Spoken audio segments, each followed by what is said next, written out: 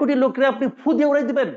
আসিফ মাহমুদ সজীব ভুইয়া ওনার ফুয়ের এত শক্তি উনি আওয়ামী লীগের ফু দিয়ে 1 কোটি লোকের ফু দিয়ে উড়াই দিবেন? ভাই আমি আগেও বলেছি এখনো বলি, আওয়ামী লীগ পাট গাছ না যে আপনি টান দিয়ে উঠে ফেলেন। আওয়ামী লীগ বট গাছ।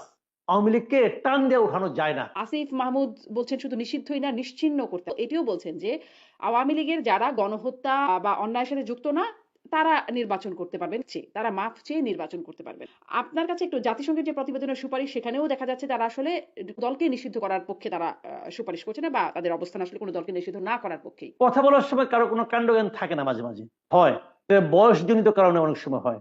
দেখেন, আসিফ মাহমুদ বলেছে যারা অন্যায় করেনি, কোনো অপরাধ করেনি, তারা নির্বাচন করতে পারবে মাপছে।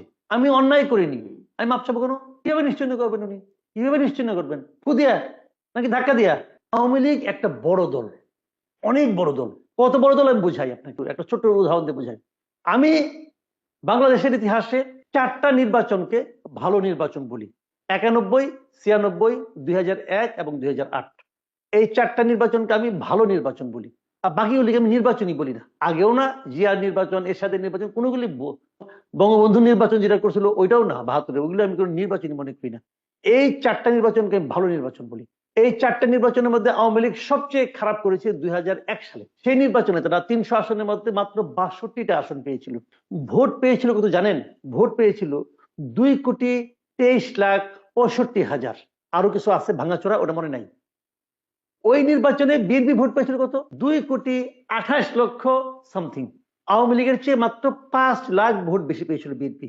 সেটা বিএনপি একা না, বিএনপি জোট সহ আর কি। তাহলে এই 5 লাখ ভোটের ব্যবধানে তারা পেয়ে গেছে হলো 192টা আসন। এটা হয়, এই নির্বাচনের সিস্টেমটা এমন হয়।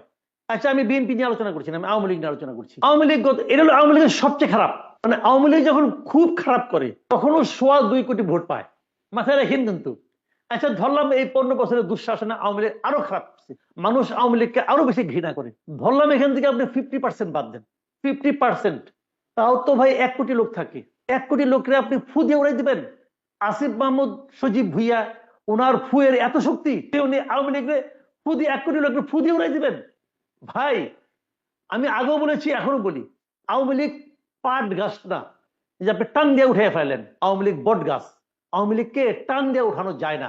এটা একটা এত পুরনো একটা দল, 3 পুরুষের দল আওয়ামী লীগ। দাদা আওয়ামী লীগ করতো ভাই, বাবা আওয়ামী লীগ করে, ছেলে আওয়ামী লীগ করে, তার যে সন্তান এখনো হয় নাই, হবে, সেও ছাত্রলীগের নাম লেখে রাখছে। এটা হলো আওয়ামী লীগ। আপনি ইচ্ছা করলেন ওই আসিফ মাহমুদ সজীব ভুইয়া উনি বললেন যে আওয়ামী লীগ নিশ্চিহ্ন করে দিবেন। এত সোজা, অবাস্তব চিন্তা ভাবনা, বুঝে না আওয়ামী লীগ কি জিনিস। এটা উনি, আওয়ামী লীগের মতো দল, এত বড় দল, তারা সমস্ত ইনস্ট্রুমেন্ট তার পাশে ছিল, রাষ্ট্রের প্রত্যেকটা প্রতিষ্ঠান তার সঙ্গে ছিল। সে 2009 সালে হিজবুত তাহরিরকে নিষিদ্ধ করছিল, পারছে। 32 নম্বর যখন ভাঙে, তার মাথায় এক লোক এরকম প্ল্যাকার্ড নিয়ে খাড়ি আসলে হিজবুত তাহরির পতাকা নিয়ে। হিজবুত তাহরিরকে নিষিদ্ধ করতে পারছে আওয়ামী লীগ? পারে নাই। জামাতকে নিষিদ্ধ করতে চাইছে, প্রথম দিন থেকে জামাতকে ঠেঙ্গাইছে, যেখানে পাইছে বাইরেছে, হাত পা ভেঙে দিচ্ছে, অমুক করছে তমুক করছে। শেষ দিনে সে নিষিদ্ধও করছিল। জামাতকে নিষিদ্ধ করতে পারছে? জামাত আগের চেয়েও পাওয়ারফুল হয়েছে, এবং জামাত এখন ক্ষমতায় যাওয়ার স্বপ্ন দেখে। এটা হাওয়ার উপরে দেখে না, দেখে। তো নিষিদ্ধ করা যায় না এভাবে, গায়ের জোরে নিষিদ্ধ করা যায় না। নিষিদ্ধ করতে পারে একমাত্র জনগণ। জনগণ যখন কোন রাজনৈতিক শক্তিকে প্রত্যাখ্যান করে তখন সে নিষিদ্ধ হয়।